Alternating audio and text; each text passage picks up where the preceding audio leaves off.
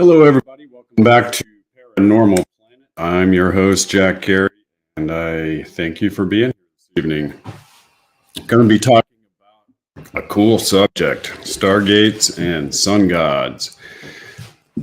It's an interesting topic because it encompasses both modern day UAP scientific kind of new findings going on, along with ancient mystery schools, the pyramids even. And so I'm going to start off at a point, and then we're going to kind of do a recap of my ongoing investigation into the Hitchhiker Effect. Hello, everybody. It's good to see you guys. Hey, Blue Shift and Karen. And Hillbilly. So I had some updates. I wasn't going to do paranormal news updates. I had some other updates to do for this evening, some pretty cool stuff.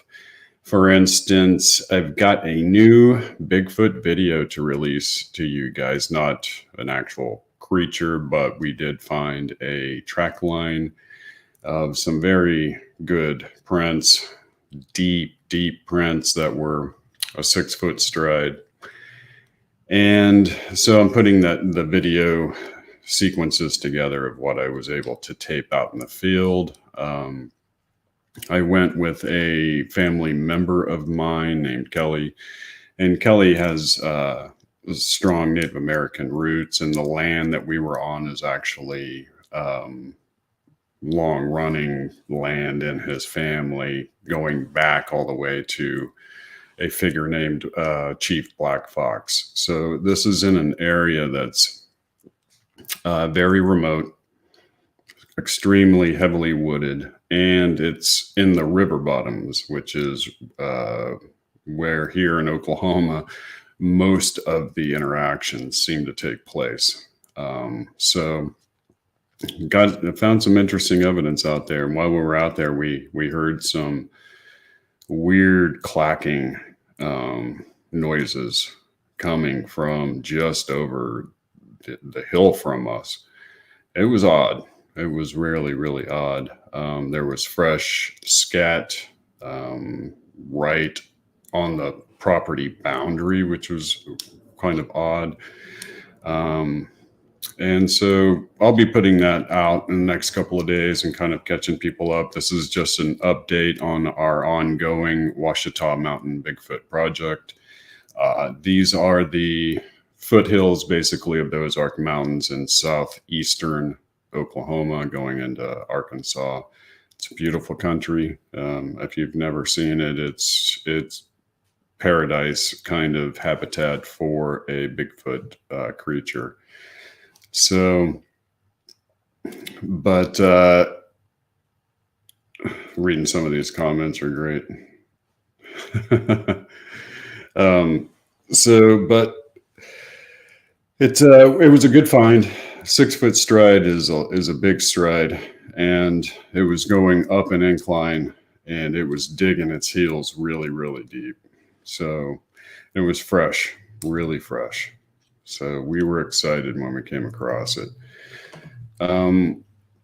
Second big update, guys, is I've been booked to appear on Nick Pope's new television series, and I will be flying at the end of the month to go on location and discuss with Nick some of the same things I've been on here discussing with you guys. So kind of with that area where advanced paranormal theory is meeting the UFO phenomenon, and also trying to uncover this aspect of the so-called Hitchhiker Effect. And really the theme of that program that he's producing is, okay, so they're here,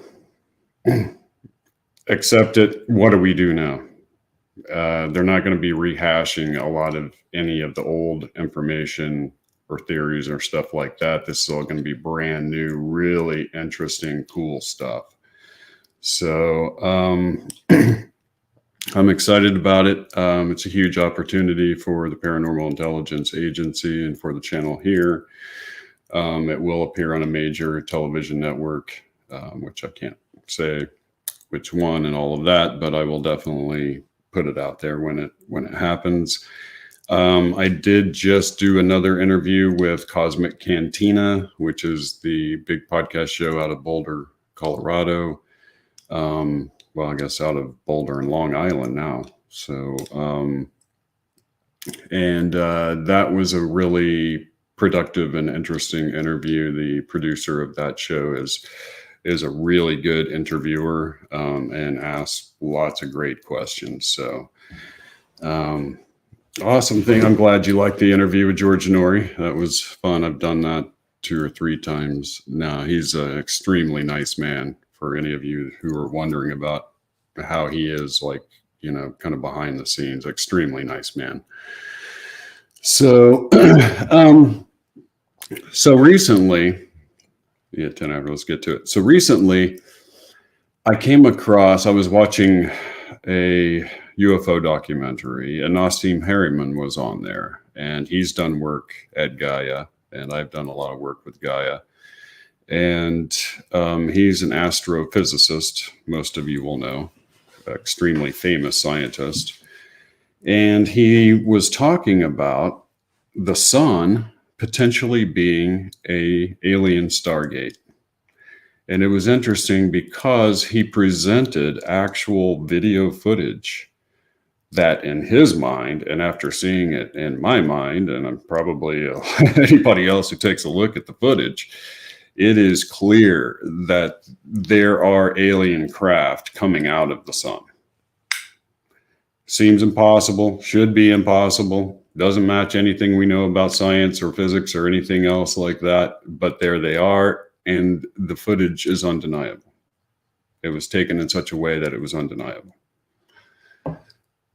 So this sort of led him into the idea of these ancient cultures always talking about the sun gods, and potentially that there was ancient alien contact via some sort of alien life that was able to use our star as a Stargate. And I found that fascinating because the footage is so compelling. And if it's real, and it almost has to certainly be real, then we're going to have to figure out how that fits into the picture of the overall investigation of what you're doing. Hello from frozen South Dakota. That is my second home, by the way, and I will be joining you in South Dakota very shortly for a little frozen period here. Not looking forward to it because I'm in warm Oklahoma where it hits 50s to the 70s like pretty much every day in the winter. So given that footage, I began to think about Bob Lazar and what he has told us and how that fits into all of this. First of all, he said that there were 9 craft. And my big question and his big question and everybody's big question, Joe Rogan et al., is so that there were 9 craft in those hangars at the S4 facility. How did we come by them? He knew or had been told that at least one of them had been recovered on an archaeological dig.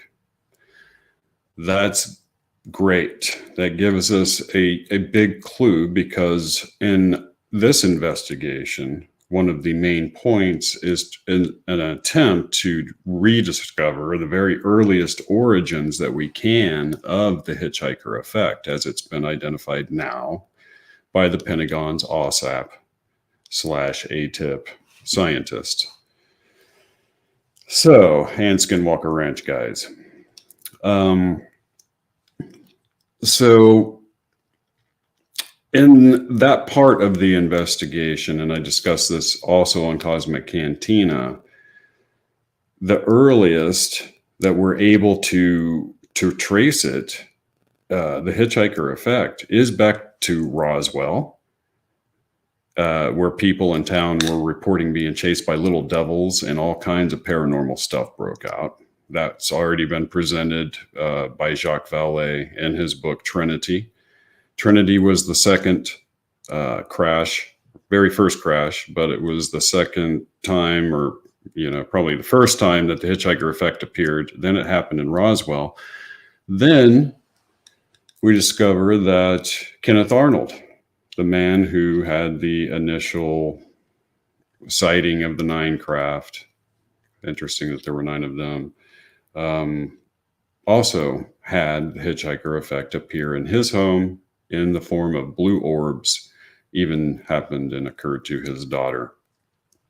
And that led me to the blue orb episode that I did last time. And we were discussing the blue orbs and how that's such an intricate part and aspect of the phenomenon, of the alien phenomenon. And here's the problem, guys, is that are aliens, are these craft, in fact, interaction with a higher type 3 civilization of some kind? Or are we dealing with something else that is more interdimensional, extraplanar, if you will, something that resides outside of our ideas of space and time, something that alters its appearance and can alter it, something that has the will and intent to become quantumly entangled with the consciousness of the observer in such a way as to produce the Hitchhiker Effect. And that quantumly entangled idea, I like the idea of a plasma life form blue shift. I really do. I think that's an interesting possibility. But, Travis Taylor, Dr. Travis Taylor from Skinwalker Ranch, CIA, OSAP, ATIP, now in the private sector, proposed the idea that perhaps these craft were somehow able to quantumly entangle with the observer. Now, there were a lot of things listed under the Hitchhiker Effect, and one of those things is alien abduction. So how can alien abduction be a byproduct of or part of the Hitchhiker Effect, which is all of this paranormal activity occurring that we sometimes would just identify as being poltergeist or a ghost or, a cryptid animal encounter, which also occurred as part of the Hitchhiker Effect, which I've covered extensively, dealing with the Dogman sighting and the CIA agent and his family. So we're closing in on it. We need to know how far back the Hitchhiker Effect goes before we can determine whether or not there are 2 separate phenomenons taking place.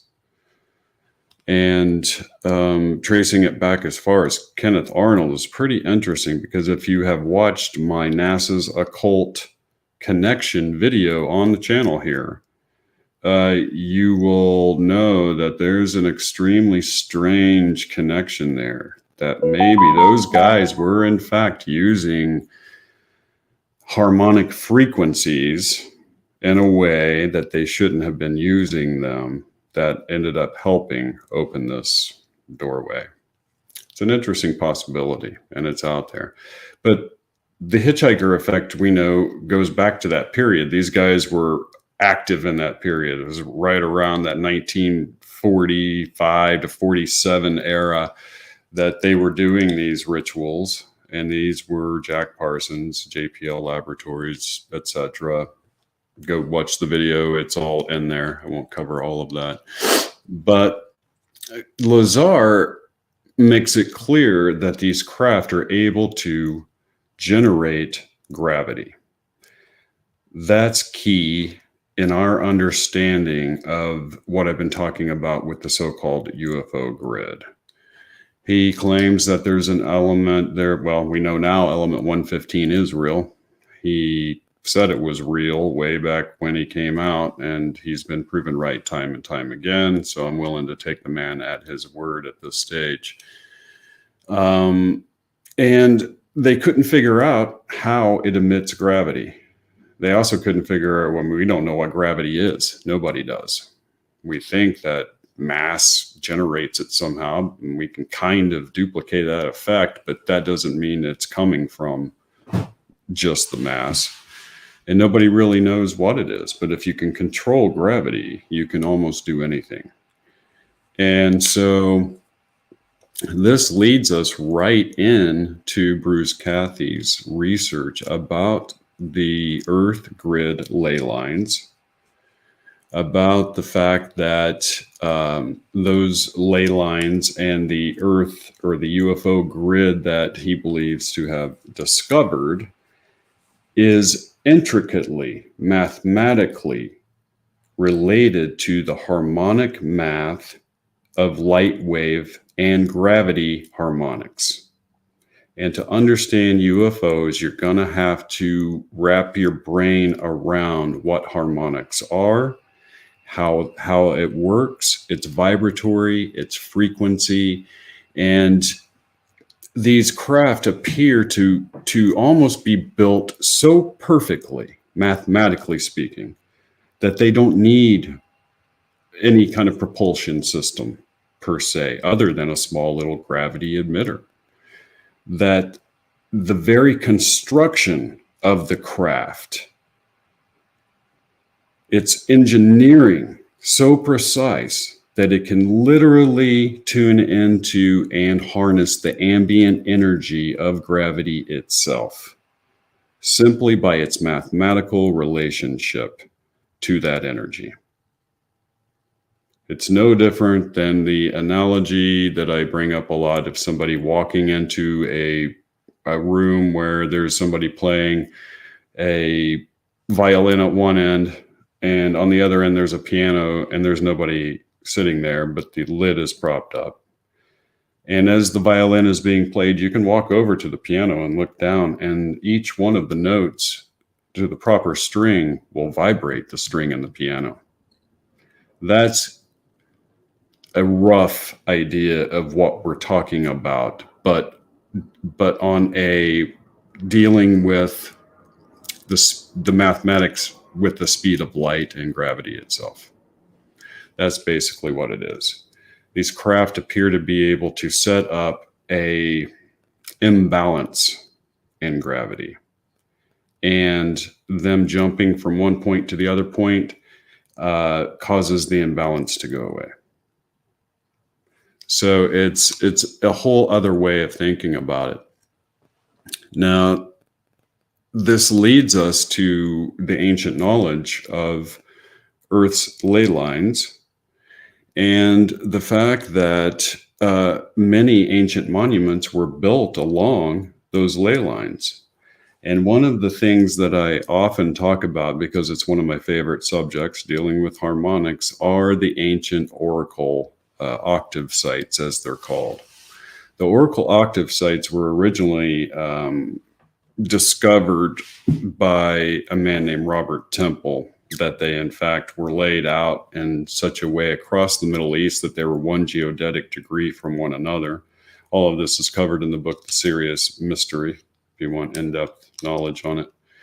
And at each one of these oracle sites, and when I say oracle, I mean like the Oracle of Delphi was one of them. Each one of them had a seer, a psychic, a soothsayer, an oracle that would go into an altered state of consciousness and predict events and futures and things like that. Well, there were 8 oracle octave centers, and it just turns out that you need to have 8 notes in a musical octave to close the octave to a higher frequency. Now, to each one of these oracle octave centers, which was what was called an omphalos stone. And an omphalos stone, which you can look up, it's spelled Omphalos. Somebody got mad at me the last time I didn't spell it because they couldn't find them online. But it's shaped like an egg. Most of them had a serpent wrapped about them. Each one of them had a letter inscribed into the egg itself, and each one of them had a mesh pattern or design to them. Fascinatingly, when you put all of the letters of the Oracle Octave sites together, it spells the so-called unutterable 8-lettered name of God mentioned by the ancient Egyptian priesthood. I'll let you see what that name spells out as. It is quite interesting. And it just so happens that the mesh design, I believe, is also symbolic of the fact that the Earth has this grid system. And what's fascinating is when you look at ancient bas-relief depictions of the Anunnaki, and many of them, they're holding up an egg, and it has a mesh design on it. This is one of those Omphalos stones, guys. It's identical. It's just smaller. That's it. And most researchers believe that those were power generators of some kind. This is all beginning to make a lot of sense. And the eggs were probably somehow a gravity emitting device. If you take a look at my, I put Glitches in the Matrix video out not too long ago. At the end of that video is a gentleman in the Middle East who to me looks like he has one of those eggs. We don't know how he got it, where he got it, maybe on a grave dig site or something like that, a black market archaeological site or something, who knows, but he's demonstrating what it can do. So take a look at that, because I find that quite compelling and fascinating footage. That's why I included it. So if you look up Anunnaki bas-relief, Anunnaki eggs, something like that, you'll see what I'm talking about. They are identical to the Omphalos stones. And we know that the all of this is also tied to light wave harmonics, to the pyramids, and to Sirius. So, like I was discussing, the harmonic relationship between the violin player and the piano, that exact relationship exists, mathematically speaking, between our star and the star Sirius. Actually, Sirius B to be exact. And there is a tribe in Western Africa known as the Dogon who trace their lineage all the way back to the ancient Egyptian priesthood. And they hold the belief that beings came from the star system, Sirius, that they landed here. They call them the Nomos, and that they taught us ancient knowledge. What's fascinating about the Dogon's account and how it differs from all the other ancient alien accounts is that the Dogon were repulsed by how these creatures looked. Horrible looking creatures. Their descriptions of them were that they could barely look at them. And the one statue they have depicting one of them is this crazy looking, monstrous looking thing. But they were amphibious. These things lived in the water at night and came up during the daytime and taught them. And I find that fascinating, given the number of USOs that are reported everywhere now around the globe. Probably the vast amount, overall amount of activity, UFO activity taking place on the planet's actually taking place under the ocean, would be my guess. And as Richard Dolan has pointed out, it's quite possible that the UFO activity you're seeing on the planet itself, that could all just be one big DNA replication program. In other words, he's done a calculation. He did an actual calculation of how many sightings and how many craft that would take and how many craft it would take to fulfill the Roper poll that was taken about alien abduction, people having alien abduction experiences. It's quite compelling and fascinating stuff. So the Dogon have this knowledge, and they believe that our star, or Sirius actually, every year on July 23rd, they call it the day of the Botto, emits a very special signal. And this signal travels from Sirius. It interacts harmonically with our star. Our star then interacts with our biosphere, and it adjusts biological life on our planet. So that's cool because when you look at the pyramids at Giza and you take the mean of the sides, so that's where you add up the length of all of the sides and then divide it by 4 on the largest pyramid and the second largest pyramid, it actually comes out with a very specific decimal of 0.0136. This is fascinating because that's known in ancient harmonic mathematics as the particle of Pythagoras. Now, Pythagoras is the one who proposed the pentadodecahedron, being the overall layout of our planet. And a pentadodecahedron is 12 polygons, all basically sewn together. And each one of those 12 has a spot which matches perfectly Ivan T. Sanderson's vile vertices, these areas where you have what appears to be interdimensional activity taking place. Places like the Bermuda Triangle, places where people go missing, the Alaskan Triangle, places like that. So this relationship is the exact relationship between Sirius and our star. And it was mathematically encoded into the construction of the pyramids themselves. And pyramid can actually be broken down to mean measure of light. So it is a really, really interesting connection that we came across here with the sun gods and the Stargate, and how our star may not be what we think it is. It may not act exactly the way we think that our solar scientists think it does. And what we don't know about the sun is far, far more than what we understand about the sun right now.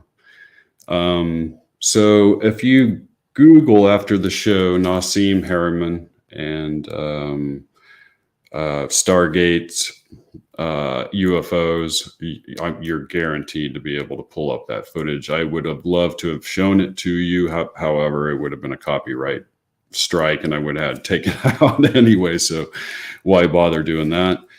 And that's really all I have for you guys this evening. I will be back next week for sure. And we're going to be doing a cryptid show on actually some new cryptid sightings. So thanks for being here this evening, guys, and I will see you next week. Until then, be careful out there on this paranormal planet. Thanks.